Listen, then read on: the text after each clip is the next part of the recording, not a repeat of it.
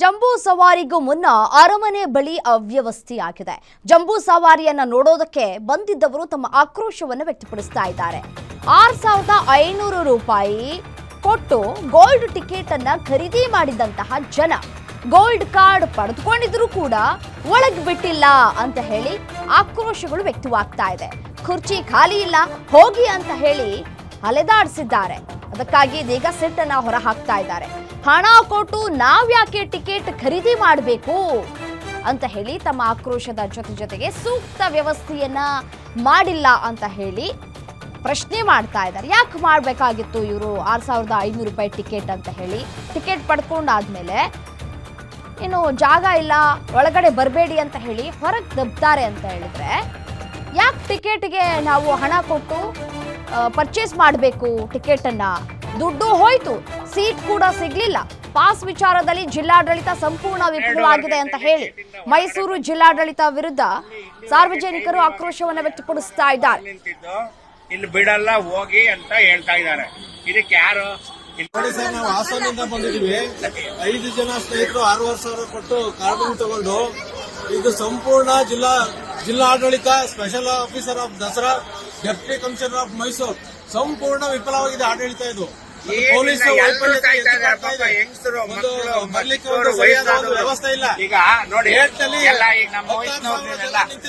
ನಮ್ಗೆ 65 ಏನಕ್ಕೆ ಬರ್ತೀವಿ?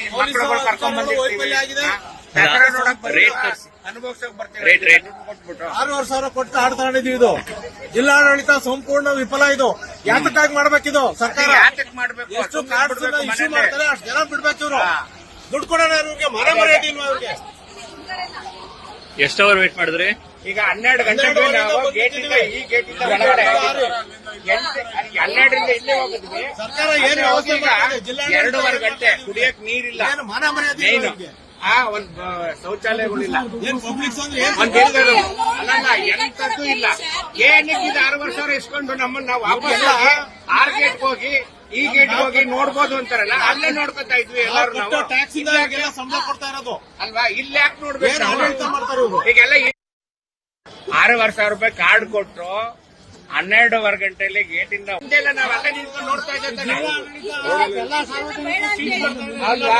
ಸಂಪೂರ್ಣ ವಿಫಲ ಆಗಿದೆ ಜಿಲ್ಲಾಡಳಿತ.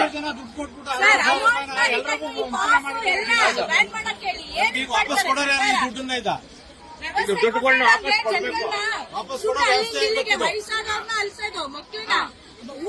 ಎಲ್ಲರೂ ಎಲ್ಲೆಲ್ಲಿಂದ ಬಂದಿದ್ದಾರೆ. ಈಗ ನಾವೇ ಹಾಸನಿಂದ ಬಂದಿದ್ದೀವಿ.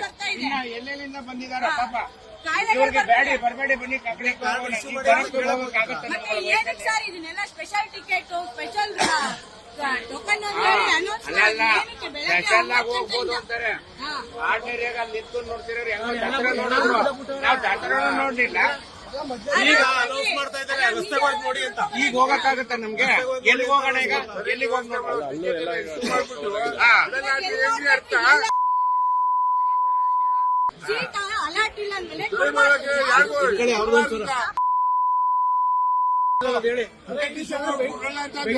ಬೆಂಗಳೂರು ಆಯ್ತಲ್ಲ ಸರ್, ಮಾತ್ರ ಆಯ್ತು ಅಂದ್ರೆ ಬರ್ತದ ಇಲ್ವಾ?